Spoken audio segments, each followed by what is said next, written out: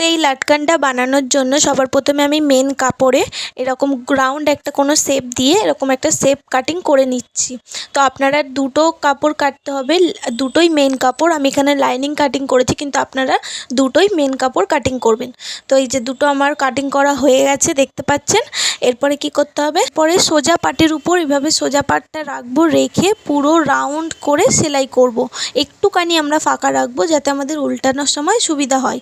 তো আমার সেলাই করা হয়ে গেছে দেখতে পাচ্ছেন। এরপরে পুরো সাইডে আমি ছোট ছোট করে কাট মেরে দিচ্ছি। সবসময় কাপড় উল্টানোর সময় ছোট ছোট কাট মারলে ফিনিশিং খুব সুন্দর আসে। তো ভিডিওটা যদি ভালো লাগে অবশ্যই কিন্তু লাইক করতে ভুলবেন না। চ্যানেলে যারা নতুন আছে অবশ্যই চ্যানেলটাকে ফলো করবেন।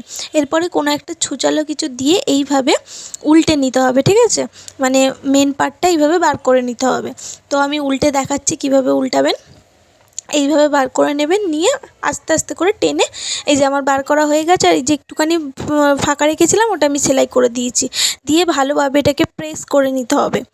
তো এরপরে কি করতে হবে, এইভাবে মিডিল বরাবর আমার হাতের দিকে লক্ষ্য করুন যেভাবে আমি ভাঁজ করছি। তারপর দড়িটাকে রেখে এইভাবে মাঝখান থেকে একটা সেলাই করে নেবেন, নিয়ে সুই সুতো দিয়ে এটাকে ভালো করে এইভাবে মিডিলটাকে টাইট করে দিতে হবে। দেখতে পাচ্ছেন আমি যেভাবে সেলাই করছি, আমার হাতের দিকে লক্ষ্য করলেই বুঝতে পারবেন এটা কিভাবে তৈরি হচ্ছে। তারপর ভালো করে এটাকে গিট্টি মেরে দেবো। তো হয়ে গেছে। এইবার এটাকে উল্টে দিলে পুরো একদম গোলাপ ফুলের শেপ আসবে। তো ভিডিওটা লাইক করতে ভুলবেন না।